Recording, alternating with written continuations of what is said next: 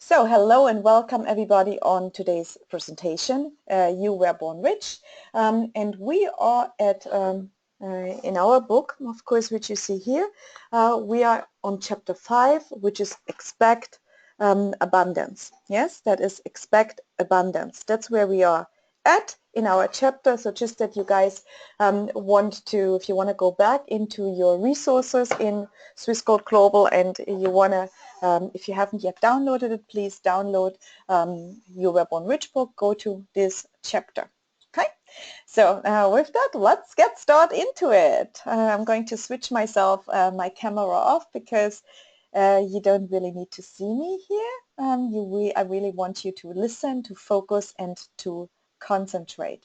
Okay, so I have to switch myself off. You were born rich. Expect abundance. See, you cannot achieve enduring success in really any worthy undertaking until you become really big enough yourself to blame yourself for your own mistakes and, of course, reverses. So that is something which, you know, I understood in Bob Proctor's lessons.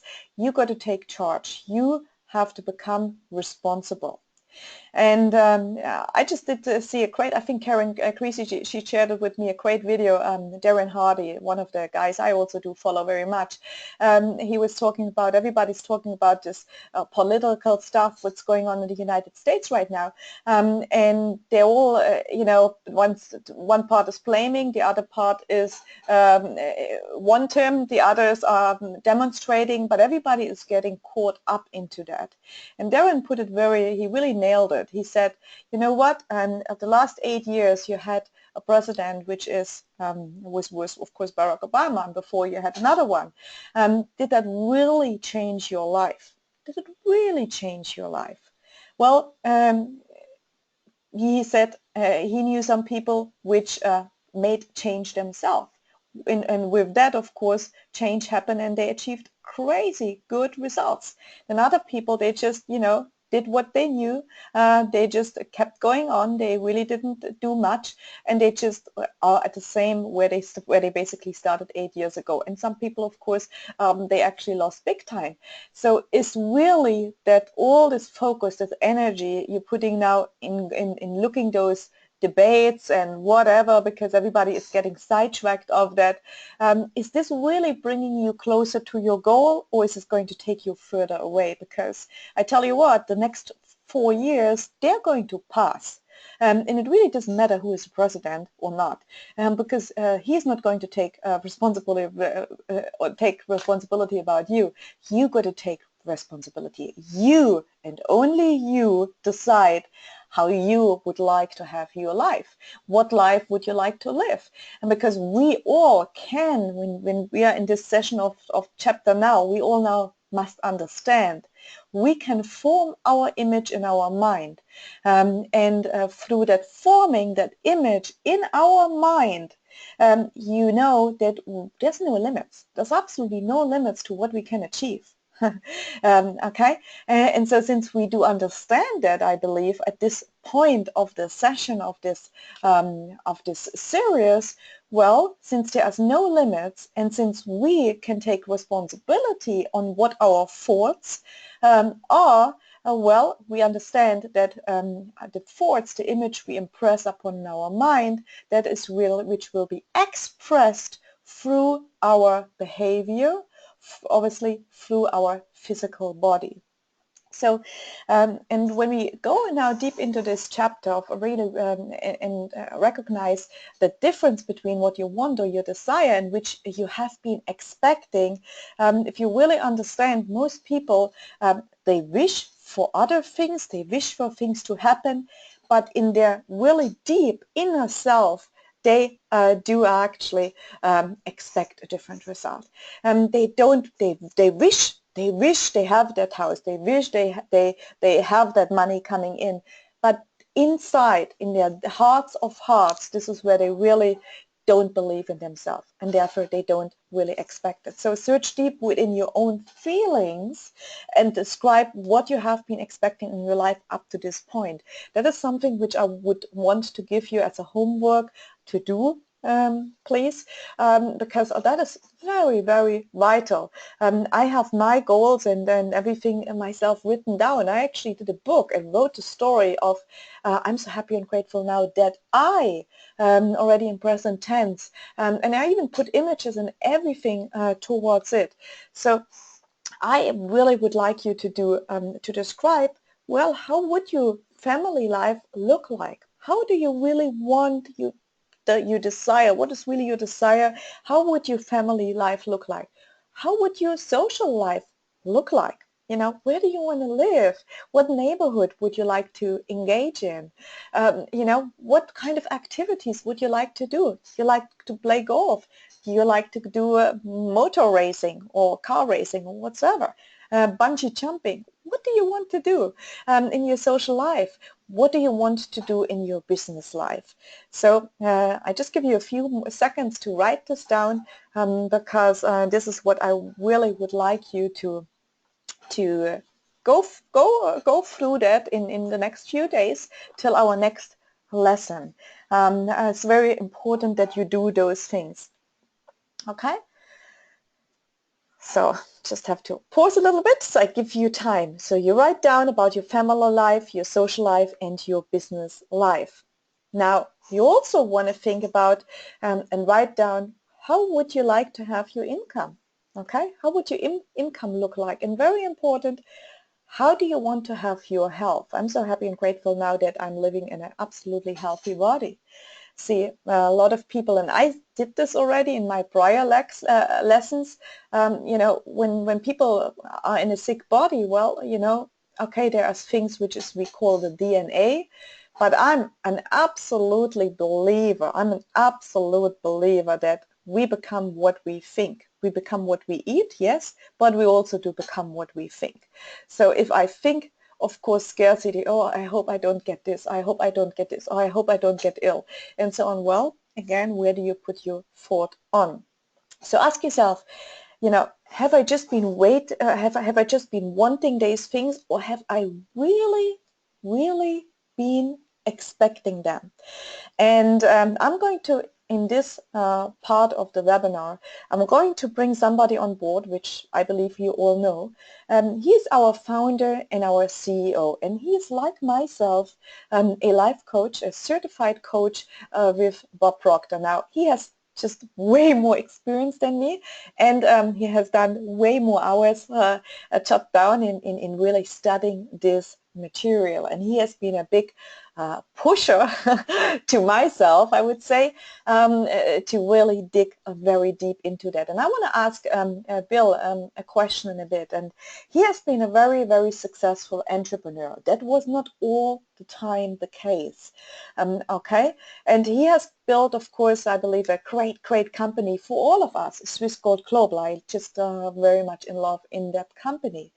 Now, you know, there are so many times people ask, well, you know, there's this challenge, that challenges.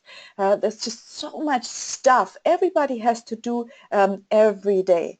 How does somebody create that image in a mind and see that image, what he wants to do, how he envisions that company, that business to be, then do the actions, then face the challenges, but stay on course despite the many, many, many challenges. How and where did he get, of course, this absolutely expectancy, that invisible power? So I would like to ask Bill, and I know when he started building his hotel, and I'm going to tell you a little bit of the story, but Bill will, of course, tell a little bit more. When he started building his first hotel, I believe he didn't have a lot of money. He was a police officer, a law enforcement, or well, a criminal detective, something like this. He will correct you or me, and And so this businessman told him to open his own business. He should be in his own business. Now, he had not done gastronomy, he had not done hotel business, but yet it somehow struck him, and he had this idea. He planted that image in his mind, and they planted this, and he saw the vision of what he wanted to do, where he wanted to arrive. Bill, if you're with me now, I believe you are, and if you can talk, if your audio is clear, I'm so happy and grateful, first of all, that you can come on board and share this with us. But could you tell a little bit of your experience, because this is probably one of the hardest thing to do. How did you do it? Hi Claudia, thank you for hosting these great calls, the Born Rich program by Bob Proctor. I mean, these are certainly life-changing programs. They helped me change my life. They didn't do all of it, of course. You've got to make the action yourself. But I've been engaged in this since the late 1980s, early 1990s. But you know, expectation is really the key. Your mindset, whatever you're thinking, is what's coming into your particular life. And before I go on to answer your question, on my computer screen here, I've had this for years on my computer screen. It's a quote from Albert Einstein. It says, "Everything is energy, and that's all there is to it. Match the frequency of the reality you want," which is the thought, the concept, your feelings, and you cannot help but get that reality. It can be no other way. This is not philosophy, this is physics. That's from Albert Einstein. So expectation is truly the key. Now, how did I get started in the business? Well, that's a bit of a story, of course. Like everyone on this call would have their own story. But it was in the it's true, from the 1977 till 86, I was in the police force, and I was actually a criminal detective for most of those years. And before I left the police force, I was a senior detective in the armed robbery squad, investigating, believe it or not, bank robberies and different things like that. But during that time, to earn some extra money over many years, I used to I got to know different business people, but primarily in Australia we call them a bouncer in one sense, but I was a nice guy, of course. I'm the guy on the door, the security guy, making sure on clubs and things like this, nightclubs and things, that people don't fight. When they do fight, I had to, of course, calmly help them leave the premises. So that's how I got engaged. But I got quite involved into the industry because I worked for an accountancy firm at a resort, a beach resort in Australia during my holidays. In the police force, we got 6 weeks holiday a year, so I would take those holidays and work at this particular hotel. And I got quite engaged in some other parts of the operation. So I learned the basic trade. But it wasn't until I was in the city of Melbourne one time, I went in, I did some work for a hotel that I think it was robbed, if I remember correctly. This is back in the early 80s. His name was Tony Wong. He was a Chinese businessman from Hong Kong. Very, very successful, owned a 5-star silver service Chinese restaurant with a very cool, trendy piano bar downstairs, which I also used to frequent sometimes. And he said to me, "Bill," he said, "you should be in your own business. You should be, you could be in this game. You'd be very good at it." And at that time, I was in my mid-20s. I was completely broke. Had pretty much no money. The only asset I thought I had was a sports car, an RX-7, of course. But you know what? When he said that to me, it penetrated my soul. I felt something within me. I didn't think about what I could not do. I just made a definite decision, and there I'm going to do it. I could see myself running my own hotel. And mind you, I had no money. I didn't know where to start. But of course, when you have a clear intention, when you make a clear decision you want to do something, well, of course, you've got to follow the lead, don't you? You've got to follow those positive thoughts. You've got to start to do a business plan. And that's really what I actually did. I was very, very naive, and I went to a hotel broker. I looked up, in those days there was no internet really available, so big yellow pages. I looked at hotel brokers, walked in the door and said, "Just I want to buy a hotel. How do I do it? How do I start?" And from over the next period of time, of course, in the end, I suppose probably 2 years later, I managed to save a bit of money, worked some different hours, sold my sports car and different things, and got enough money to buy a hotel lease, which in the first year I doubled revenues and turned it into a great success. And over the next 20 years, had 3 other hotel operations. But the clear point is, I really think is the intention to make a very clear decision with yourself. you don't have to know the why or how to do it, actually do it. Sorry, you have to know the why you want to actually do it, but you don't have to know the how. That's not so important. That will come to you in actual time. But you definitely need to have a very clear decision process and not just, you know, a bit of a toe in the water. You've got to be all in. And I mean absolutely all in. And believe in what you have. Start to build a business plan. Start to visualize where you'll actually be. Just see that in your mind's eye when you get up, when you go to bed. Don't think about the negatives. I mean, it's easy in today's world to think of all the negatives, especially when you live in an environment that may be not conducive to what you really want. You know, your bank account may not be where it should be, or different things. If that's your mindset, well, things are not going to change. It's, as Albert Einstein said, what's going on within you is going to be the expression that you attract actually to you in your world. So, you know, it reminds me of a story. I think it's in this book actually, Born Rich, if I remember correctly, of a minister. You've got to make action. That's really, you've got a very clear intention. You've got to make action. But I remember a story, I think it's from the Born Rich program, I can't recall now, where there's a minister driving down a nice country road. It's a beautiful day, and he's driving down, and on his left-hand side, you know, ahead of him, he sees this beautiful farm, nicely, you know, cultivated grounds, a beautiful farmhouse with trees and flowers, and the fence is all correct. And on the other side of the road is another farm which is totally disarrayed and has not been really nurtured by any farmers, just been left to itself. A mess, broken fences, no productivity, nothing cultured. And you know, the minister decided to stop. He sees the farmer on the nice farm driving along cultivating the land, so he decides to stop to speak to the farmer. So he gets out of his car, walks up, and as he walks up to the fence, the farmer stops his tractor, gets off, and starts to walk towards the pastor, the minister.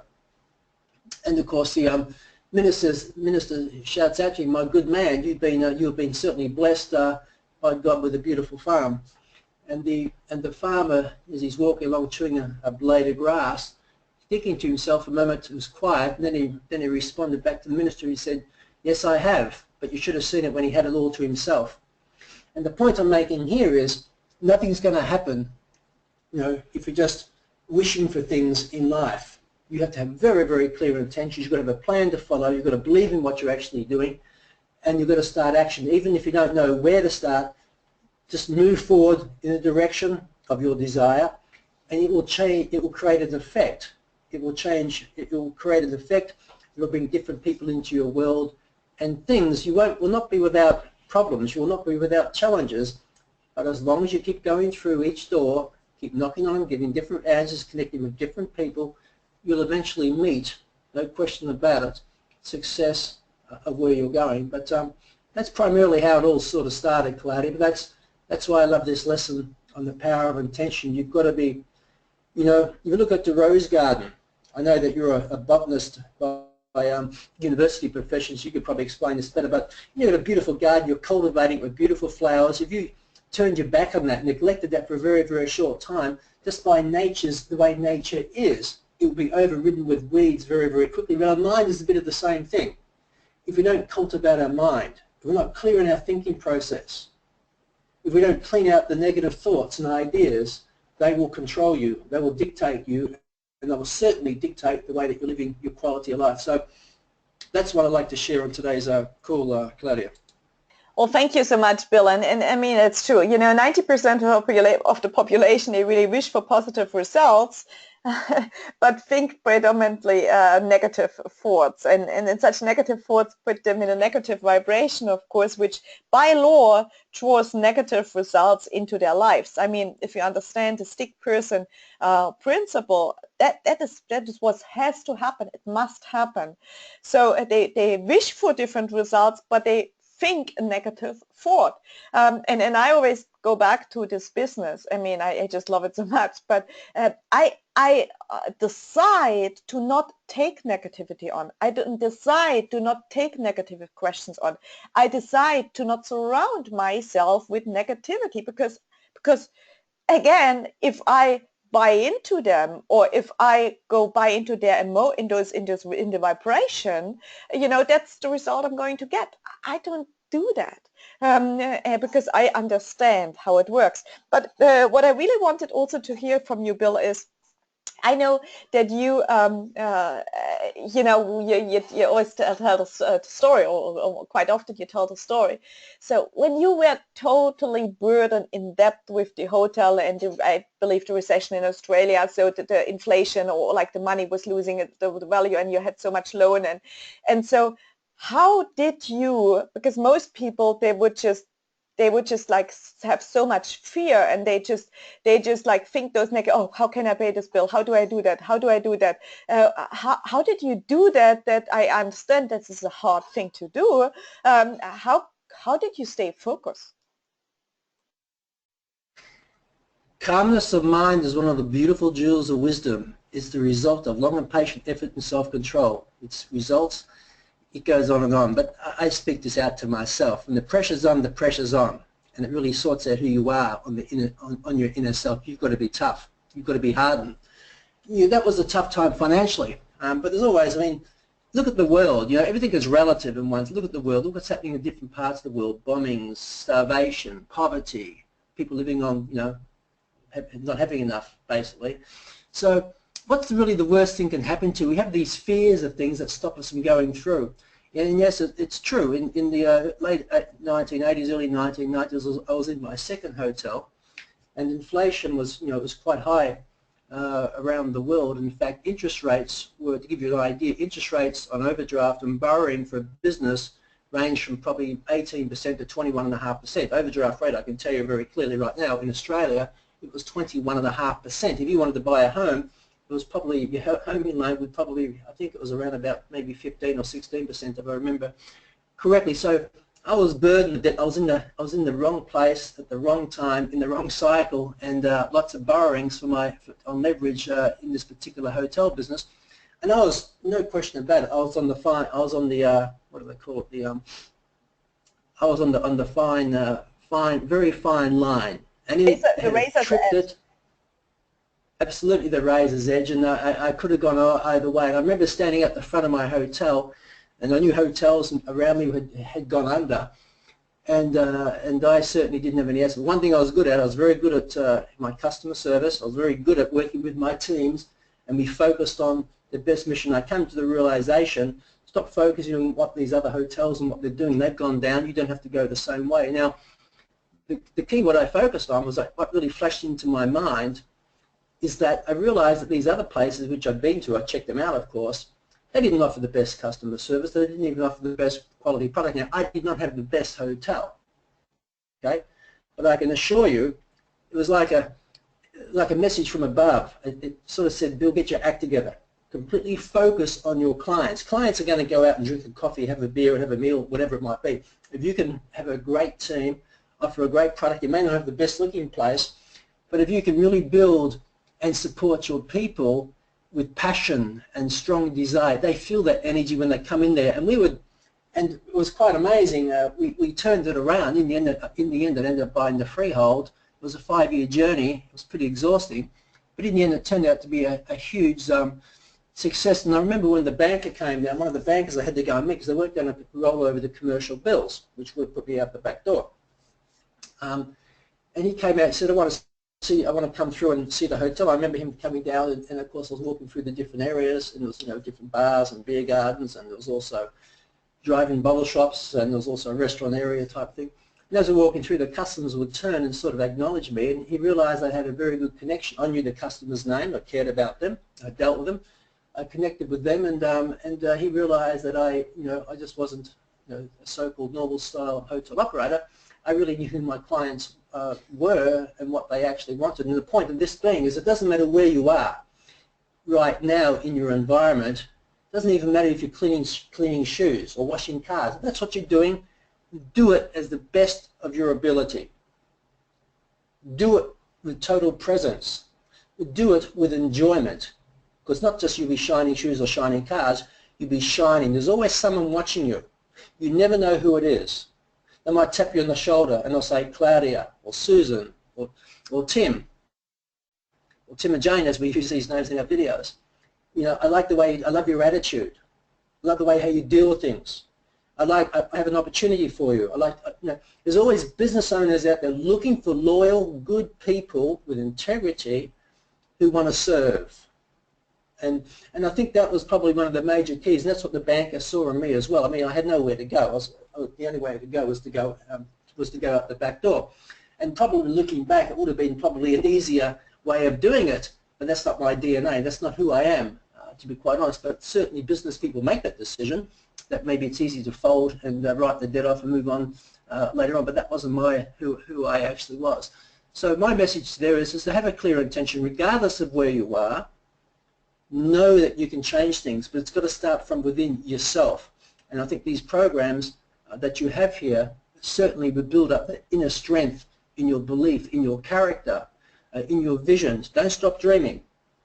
And this program that Claudia has taken you through week after week will help you actually solidify your belief in your plan. So if that makes any sense, I hope it does. That's really how it just happened for me, and that's just telling you as it is.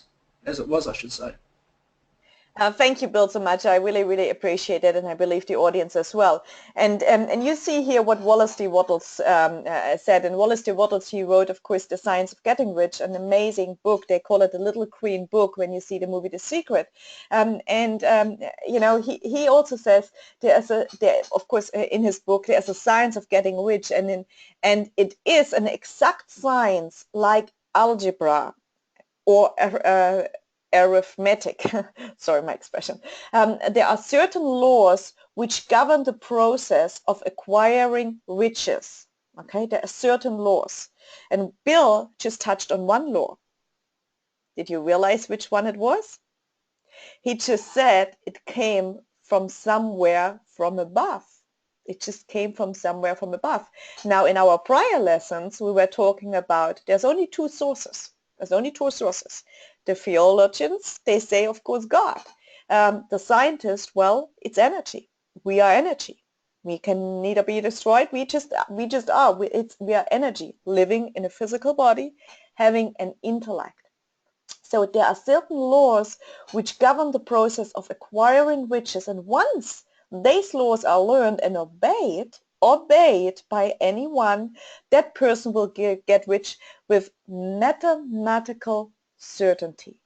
It is not possible that you are not going to get rich if you obey those laws. It's not possible that you don't. You must get rich if you do act by those laws. And that's why I believe we are here. That's why I believe you are listening to us, because in other words, your ideal dream or your goal can only become a desire once it has been planted in the universal creative intelligence, the higher intelligence, okay?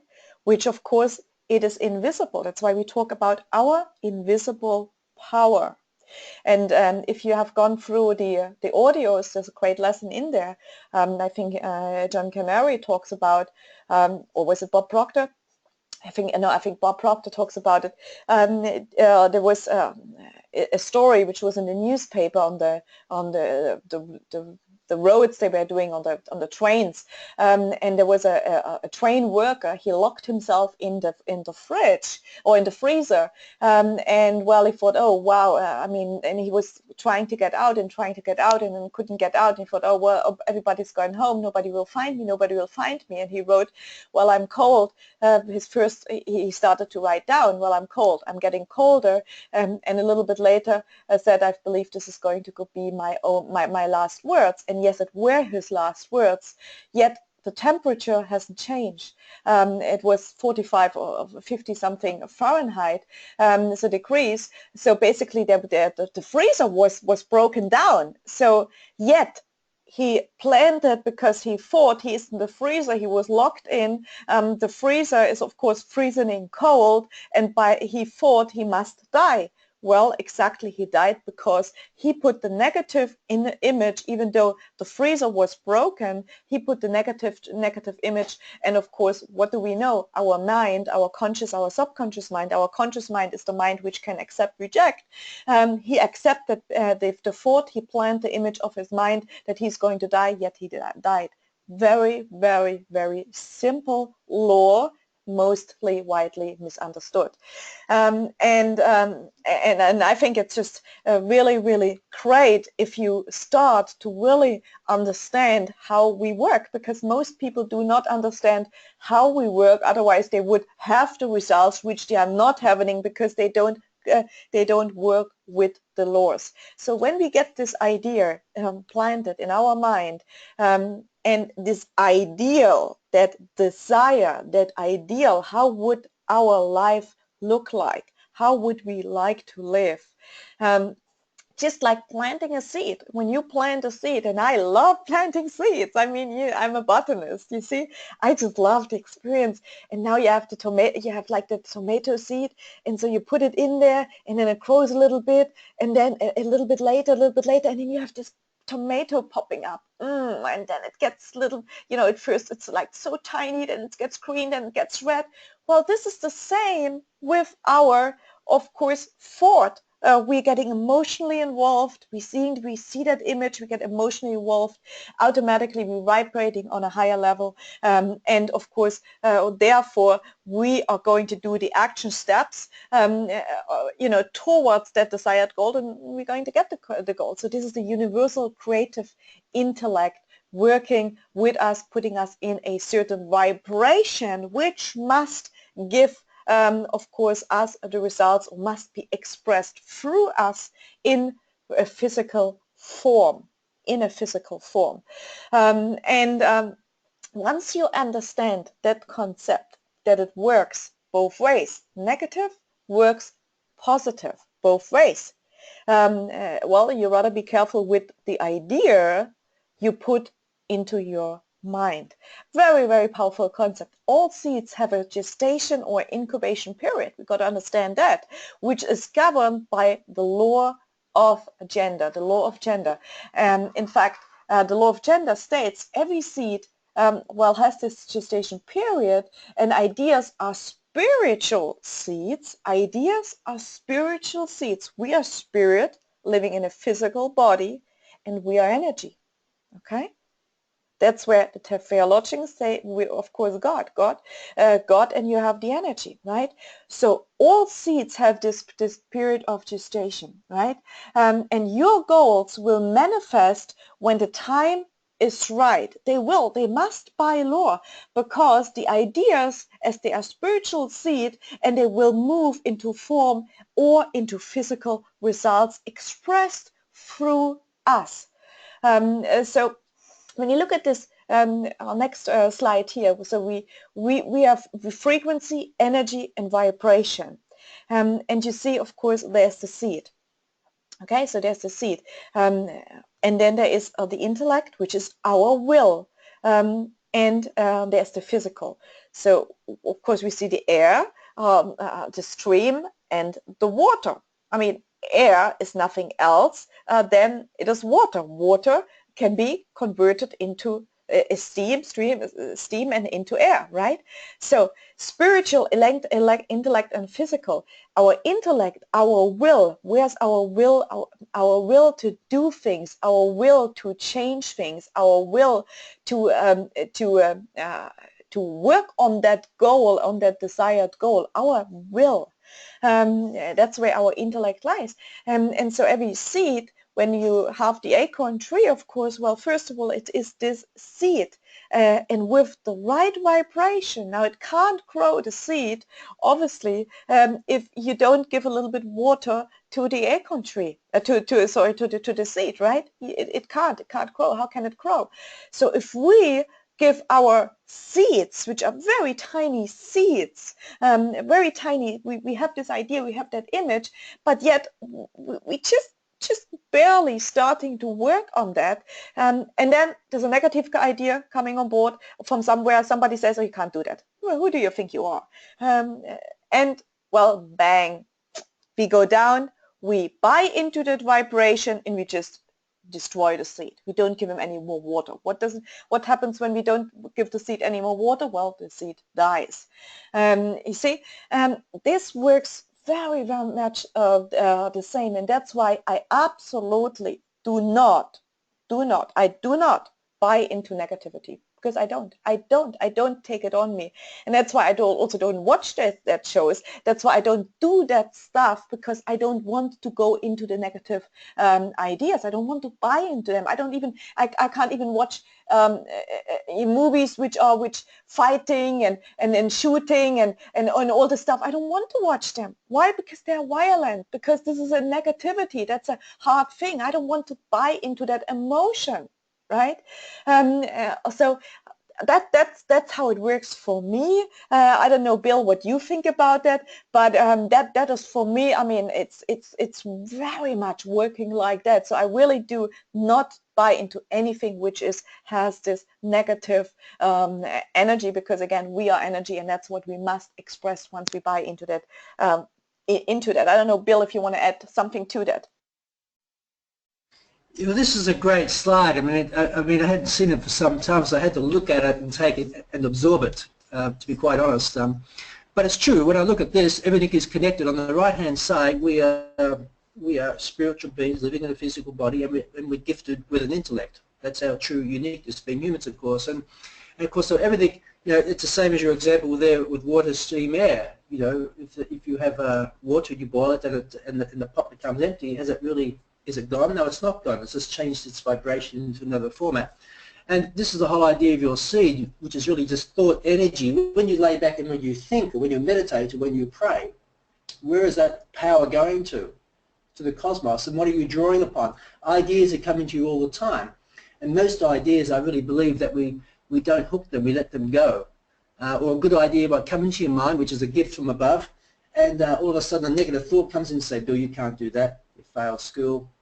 Who are you to be able to go on into the hotel industry? Who are you to be able to go and live in Switzerland and run a Swiss company for the last 8 years?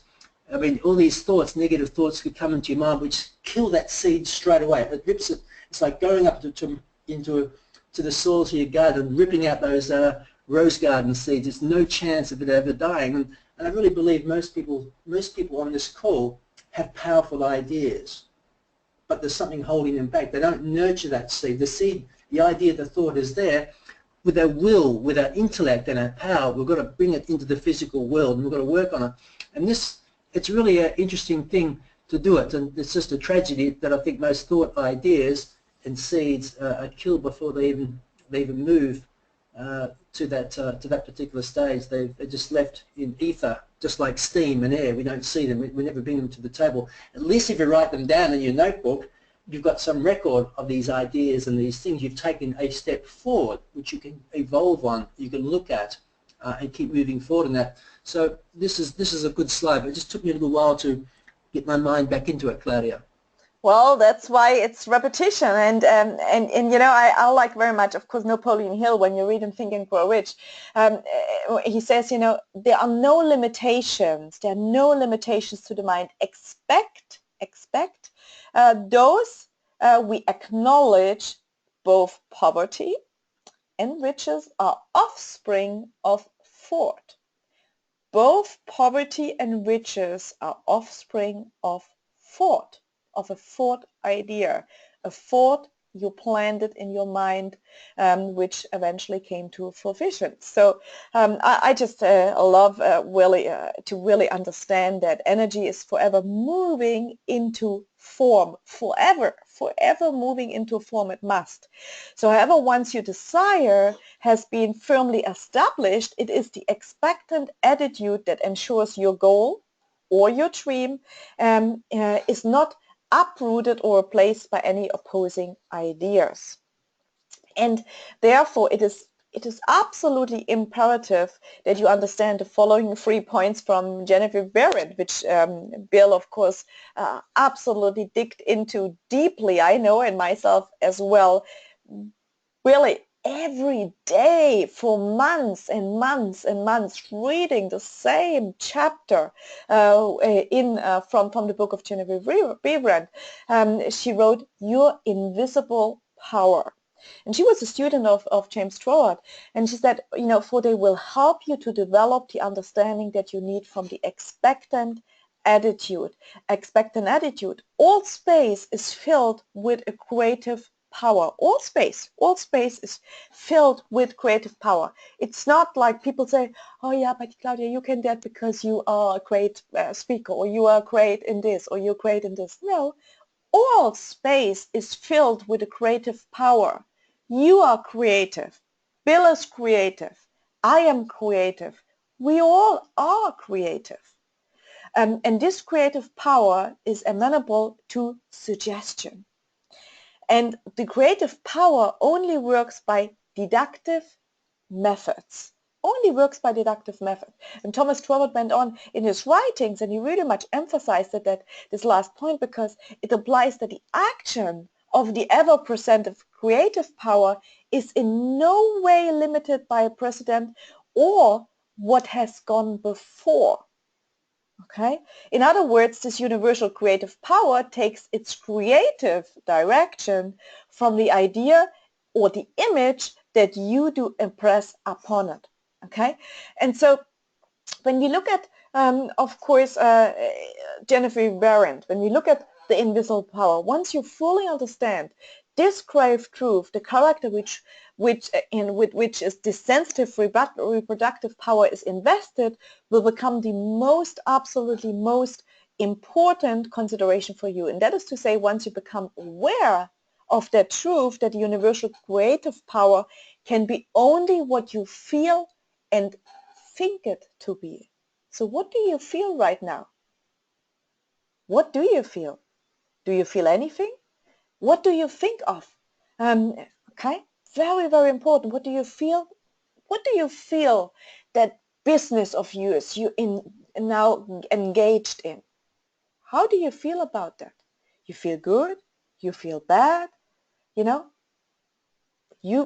what? Ask yourself. You engaged in this business. Maybe you engaged because you wanted to personally grow. Maybe you engaged because you wanted to make more money. Maybe you engaged because you wanted to hedge against inflation. Whatever you engage with, what do you feel about that? Feelings get the blessings. Okay? Feelings get the blessings. That's what I learned from Reverend Ike. Love it. Feelings get a blessing. You become what you feel, right? So if you feel bad, bad things are going to, by law, in the image you planned in the mind, must be, of course, expressed through the physical being, the body. So that is to say, once you become aware of that truth, that a universal creative power can be only what you feel and think it to be, it will become eager and willing to do your bidding.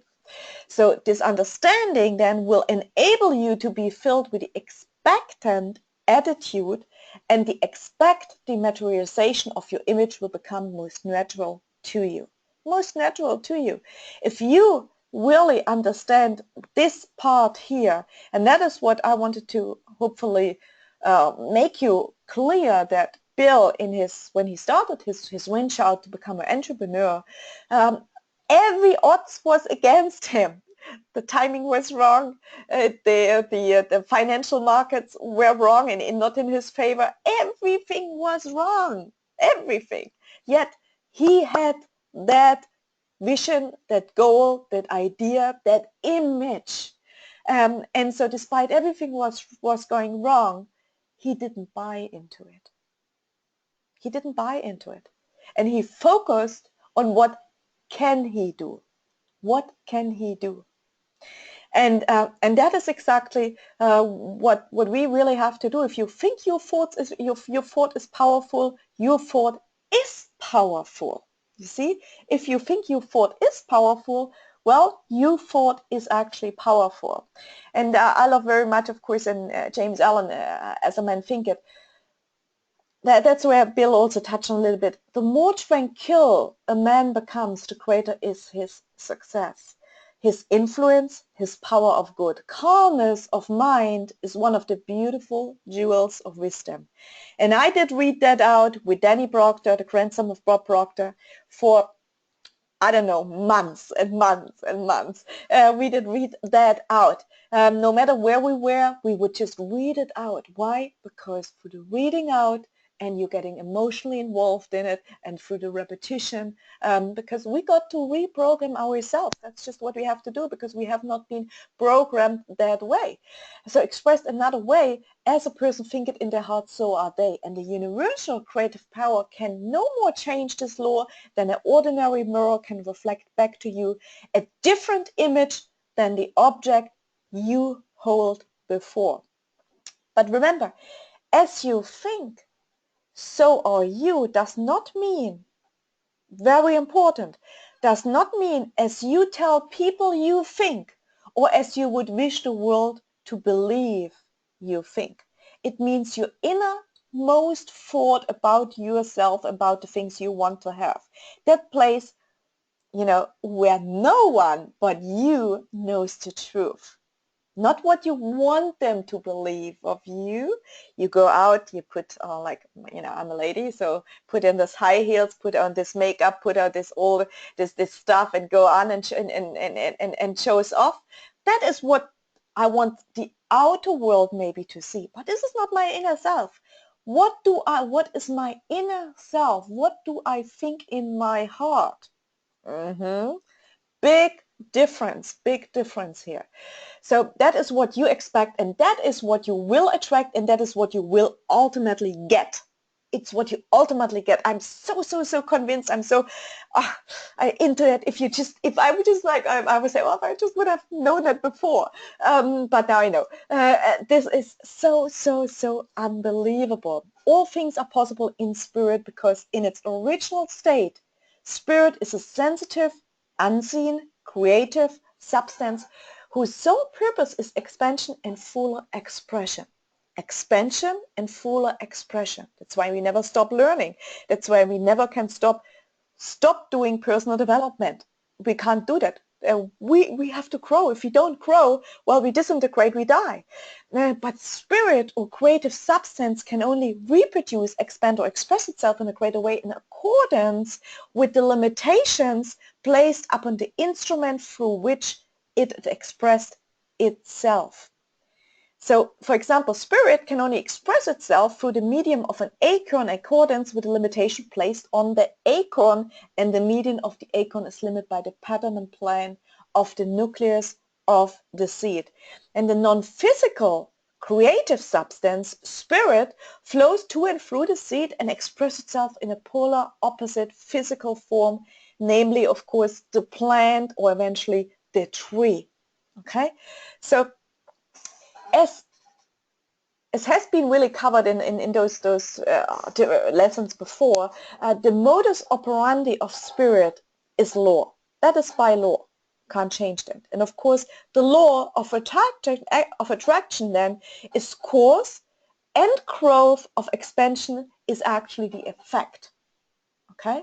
The law of attraction, it's the effect. It's cause, and growth or expansion is the effect of that. That's what we're going to touch on very deeply in our next lesson. And Bill also touched on it before.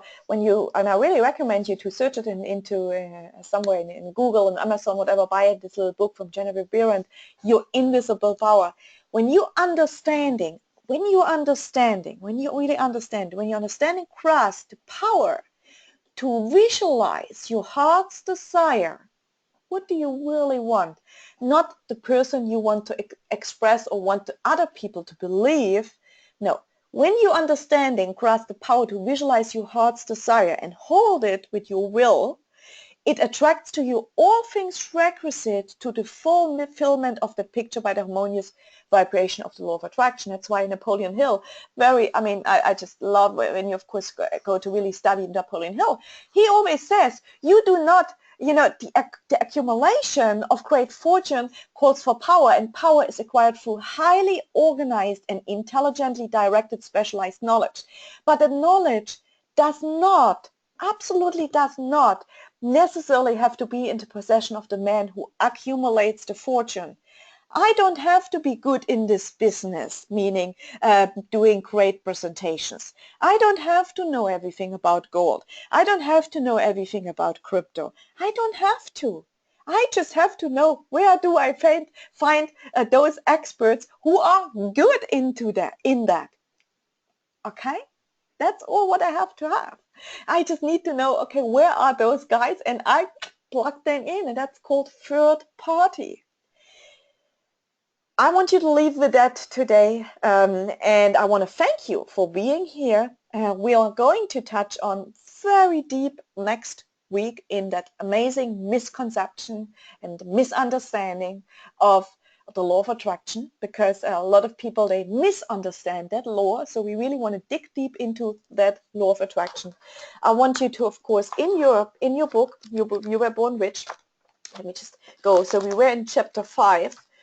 Which is expect abundance. Okay, so I hope you're going to reread that, and then I want you to, of course, definitely reread the law of vibration and attraction starting from page 109.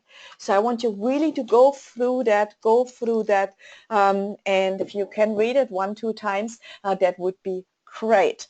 We suggest, of course, to do a reading like every day, at least 10 to 20 minutes. Do a reading in the evening before you go to bed. With that, I want to say thank you so much for listening.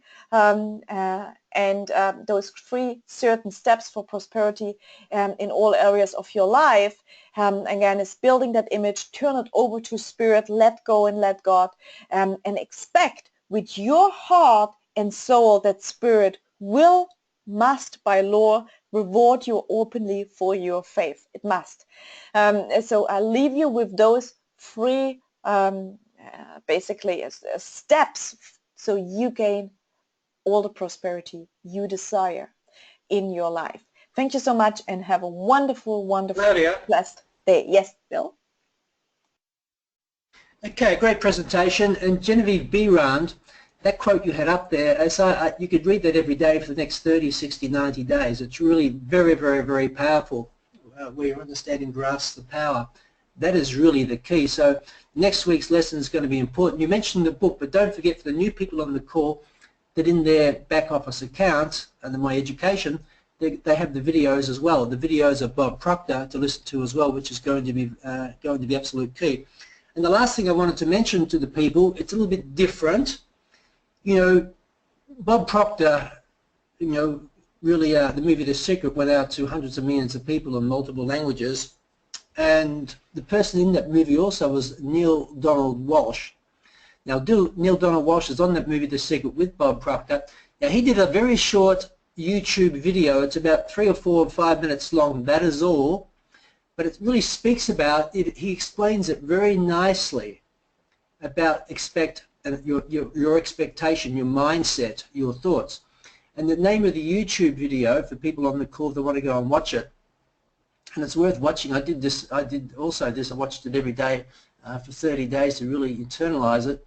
It's called God Only Says Yes. I think that's what it's called, God Only Says Yes, by Neil Donald Walsh. It's a YouTube video, God Only Says Yes, and he explains it, how it actually works within the law of attraction. It's very, very powerful, so I hope that actually may be a bit of a key to people to get this. I mean, it took me a long time to get this material, and I've got to work on it every day, and I know Claudia does as well. So with that, thanks for hosting this call. We look forward to seeing you on next week's call. Thank you all, and have a blessed and abundant night. Thank you.